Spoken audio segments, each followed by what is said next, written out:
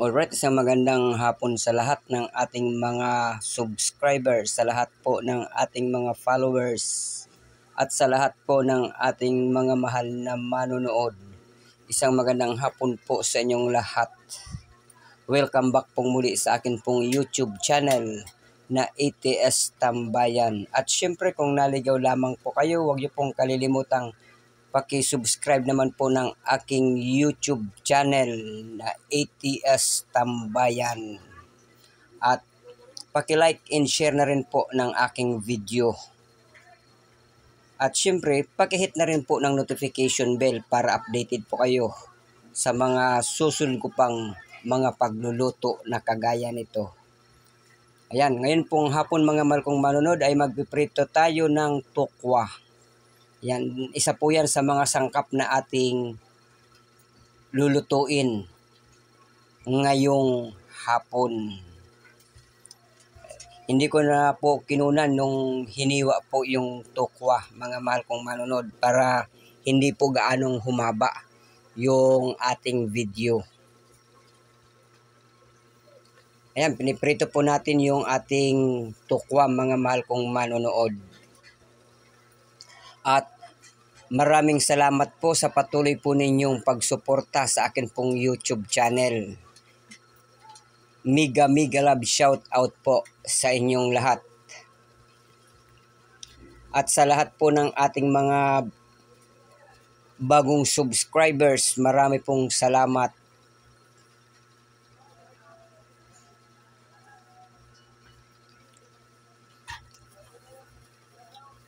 Ayan, talagang ano po, dinamihan na natin yung pagprito ng tukwa. Hiniwa na po natin ito para mas lalo pong maluto o madaling maluto yung tukwa pag hiwang-hiwa po siya, pag hiniwa po siya. Di tulad po ng buo, yung gitna po hindi gaanong mapiprito. Di tulad po nitong hiwa na siya, napiprito po. Kaya hiniwa na natin bago natin prinito. At syempre ang lulutuin po pala natin ngayon mga mahal kong manonood ay vegetable curry o ampalaya curry. Yan. Nagluto po tayo ng chicken curry, nagluto po tayo ng fish curry. Ngayon naman po ay vegetable curry, ampalaya curry. Yan. Yan po mga mahal kong manonood ang ating lulutuin ngayong gabi. At the same time po, yun po ang magiging ulam ng inyong lingkod. Ayan nga po mga mahal kong manonood, naglagay na tayo ng asin sa tubig para sa gagawin nating paghihiwa ng ampalaya. Yan po mga mahal kong manonood ang sekreto para hindi po maging mapait yung lulutuin ninyong ampalaya. Lagay niyo po ng asin yung tubig. Doon niyo po ibabad pagkatapos niyo pong hiwain. Damihan niyo po yung asin. Kaya lang, bago niyo po lutuin, siguraduhin po na hinugasan yung maigi dahil baka maging maalat naman po yung inyong ampalaya na niluluto. Kasi alam naman po natin, mga mahal kong manonood, na mapait ang ampalaya. Yung mga bata, hindi makakain yan. Bibihira po yung bata na kumakain ng ampalaya. Pero subukan nyo po na ibabad yung ampalaya sa tubig na may asin. Makakakain na po ang inyong mga chikiting, ang inyong mga anak. Ngayon nga po, hiniwa natin sa dalawa yung ampalaya at tinanggalan natin ng buto bago natin hiwain. Mega love shout out po sa inyong lahat mga mahal kong manonood. Maraming salamat po sa patuloy po ninyong pagtangkilik sa akin pong YouTube channel na ATS Tambayan. Basta Tambayan, ATS ang inyo pong pupuntahan. Dahil sa ATS Tambayan, marami po kayong malalaman sa pagluluto. Ayan. Kasi lahat po ng content natin, mga mahal kong manood, kadalasan po ay mga pagluluto.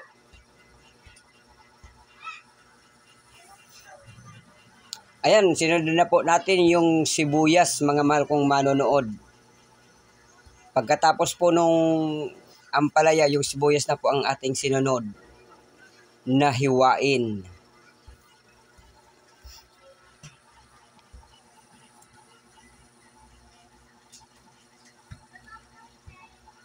Talagang pa-cubes-cubes yung pakahiwa nung nung sibuyas. Ayan, ngayon naman po ay bawang naman po ang ating hihiwain.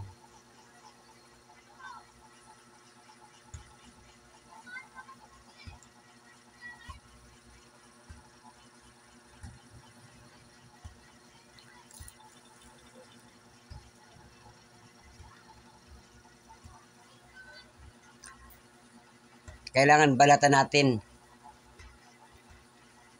Bali hindi na po natin ito dinikdik, mga mahal kong manonood, yung yung bawang nung may balat pa. Kasi kadalasan po dinidikdik muna natin habang may balat pa. Ngayon naiiba, binalatan muna natin bago natin dinikdik. Pero ganun pa man, mga mahal kong manonood, hihiwain pa rin natin. Nagkaroon lang ng pagbabago sa ating ginagawa.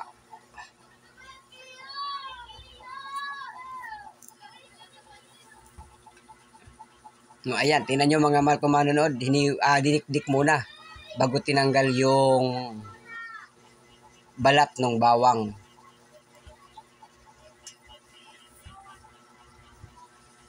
Mega love, shout out po sa inyong lahat, mga mahal kong manonood.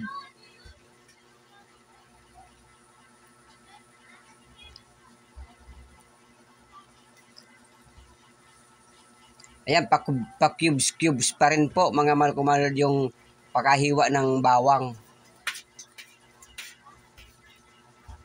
Para pag ginisa po natin ito, madaling kumatas.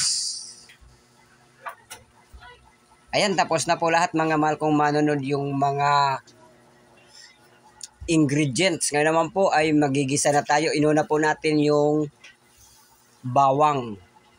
Ayan, yun po yung palagi nating ginagawa o kinagawian na pagluluto, yung pagigisa na una palagi yung bawang. Bago po yung sibuyas. Pero depende na rin po sa inyong mga mahal kong manonood kung ano pang una ninyong ilalagay. Kung sibuyas or bawang.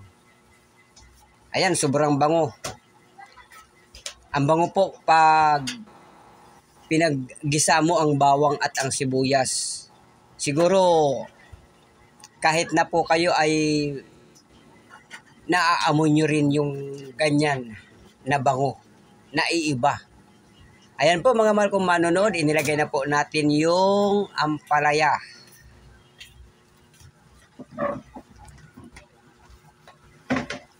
Ayan, ampalaya is mapait.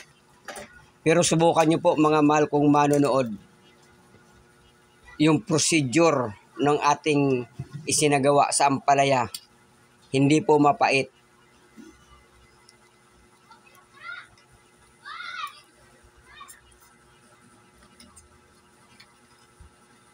Ayan, naglagay na rin po tayo ng wow, sarap. Ayan, yung seasoning. Seasoning po yan, mga mahal kong manonood.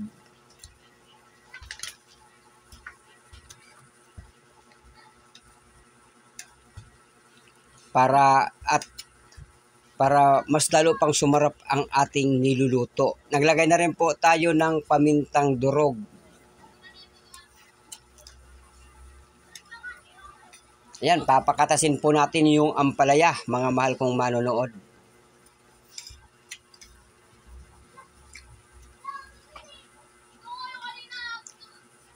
Sa ampalaya po pala, mga mahal kong manonood, depende po kung ano po ang gusto ninyong pagluto sa ampalaya. Sa hiwa. Kung gusto niyo po ng medyo half cook, panghuli niyo na po ilalagay ito. Pero kung gusto niyo naman po yung luto talaga, ayan, igisa niyo na po ang ampalaya. Lutuin niyo na muna. Ayan, naglagay na po tayo ng gata, mga mahal kong manonood.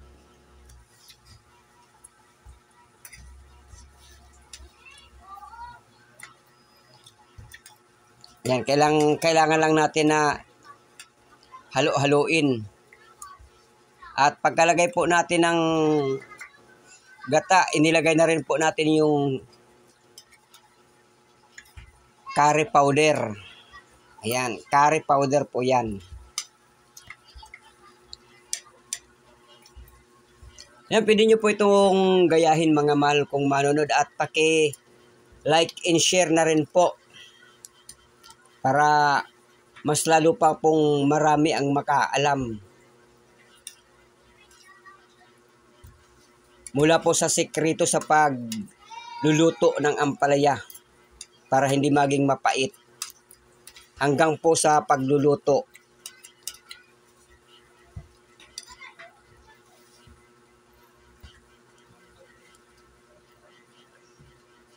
Ito po yung ating magiging ulam ngayong gabi. Yung ampalaya curry. Ayan, naiiba po na luto sa ampalaya kasi kadalasan po ang ampalaya ay inihahalo sa paksiw, ginigisa. Pero sa pagkakataon pong ito, gagawin po nating curry yung ampalaya. Ayan, nilagay na po natin yung ating prenito na tokwa.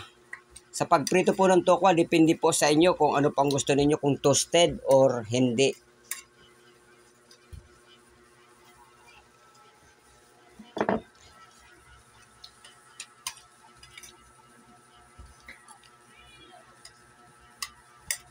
Ayan, halo-halo lang, konti-konti lang.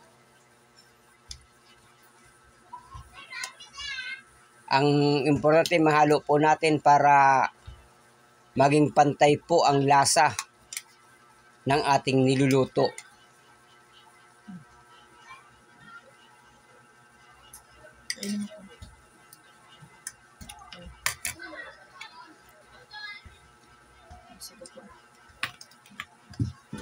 Ayan, naglagay na rin po tayo ng siling labuyo. Ayan, para umanghang. Sabi nga nila, pag maanghang, masarap kumain, may ganang kumain.